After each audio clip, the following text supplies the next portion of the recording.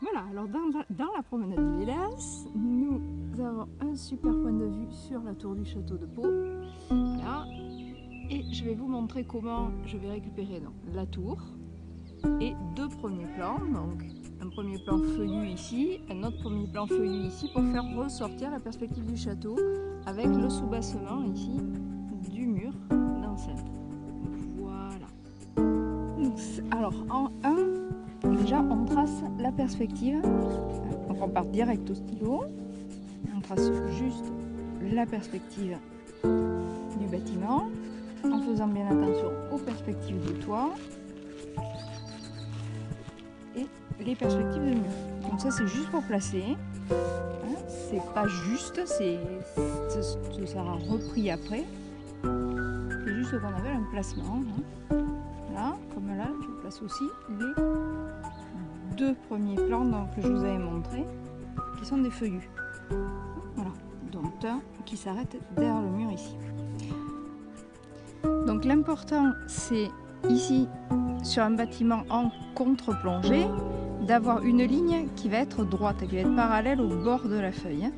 Voilà, ce qui va nous donner après notre axe de perspective et on va pouvoir y caler les autres axes de perspective. Donc là maintenant, on avance un petit peu le dessin. En carnet de voyage, on va relativement vite. On ne va pas s'attacher trop aux détails, puisqu'on n'est pas censé avoir le temps de s'attacher aux détails. Voilà. On regarde juste ce qui est représentatif du bâtiment qu'on est en train de dessiner, ce qui va vraiment faire reconnaître en fait le bâtiment.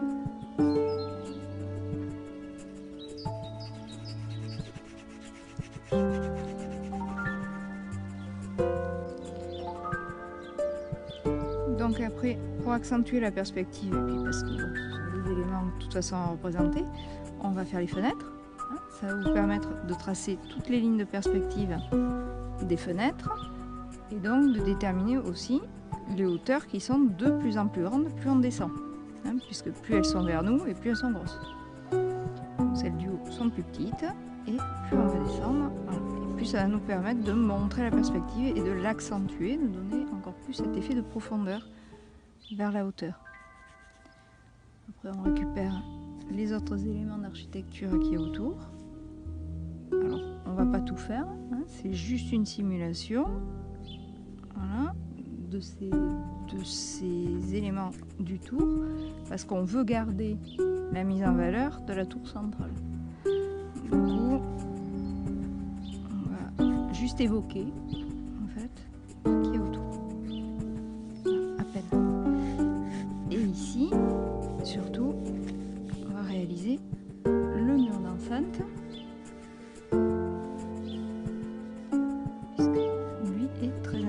Pour faire comprendre qu'on est en train de faire le dessin depuis le EDAS.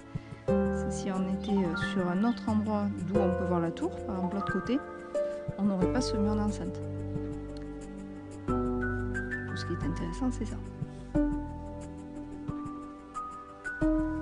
Et avec cette descente de feuillus, ici, pour faire comprendre comment est bâti ce mur.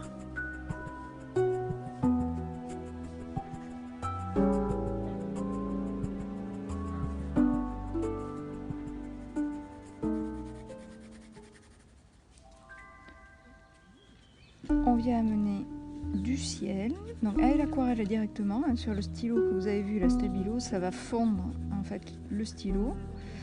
Ça va permettre de créer des ombres, mais aussi d'effacer en fait les traits de construction, puisque finalement on n'en a plus besoin puisqu'on a fini. Donc là, par exemple, on fait le ciel. Alors un carnet de voyage, c'est pas propre, nickel, parfait à la fin. C'est une évocation. Donc là pareil. Pas pareil pour le mur. On évoque les couleurs, on ne vient pas remplir surtout, on laisse beaucoup de blanc, c'est pour ça qu'on utilise l'aquarelle. la plupart du temps, pour faire un carnet de voyage, c'est qu'on va évoquer, on va laisser beaucoup de blanc. Et pas uniquement sur les zones de lumière, hein, mais vraiment pour avoir une impression colorée, plus qu'un coloriage en fait, ou une colorisation genre BD.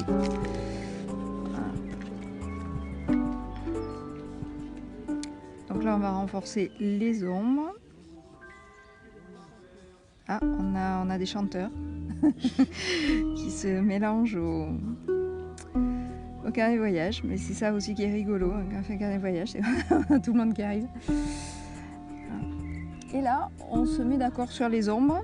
Alors, on va dire que les ombres arrivent comme ça, c'est-à-dire que la lumière arrive du côté droit, et donc on va fondre le côté gauche dans les ombres. Ah, on a aussi un chien qui s'y met. Voilà, un chien, la musique, tout ça, c'est carnet de voyage. C'est cadeau.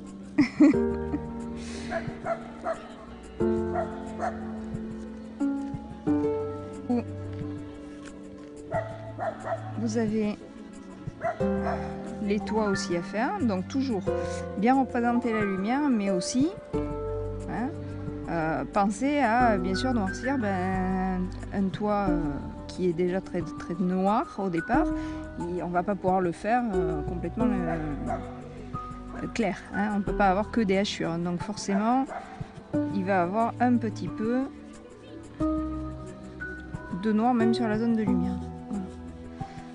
Alors de noir ou de bleu, hein, ça c'est vous qui voyez. Les ombres peuvent être faites en mauve ou en beige. Moi j'ai choisi de les faire en beige ici. Des fois j'ai fait en mauve, hein, ça dépend des fois. Les reflets dans les fenêtres. Alors même si on peut se dire bah tiens pourquoi, parce que c'est important, ça donne un petit peu plus de profondeur à la vision du bâtiment et quelques couleurs en plus, ce qui n'est pas négligeable sur un carnet de voyage qui va avoir très peu de couleurs finalement en demeurant. Et enfin les feuillus. Alors on amène un peu de vert, pas partout. On les varie en plus les verts, donc pour amener un petit peu de luminosité. Ce qui va être important, c'est de renforcer en fait l'effet de lumière, plus qu'un rendu. Il n'y a aucun rendu réaliste. C'est du carnet de voyage. Carnet de voyage, ce n'est pas un rendu de tableau réaliste.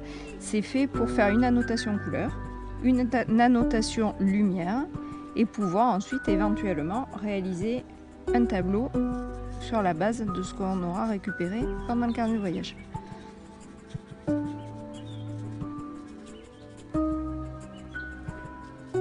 Décidément, on a du haut niveau en musique là.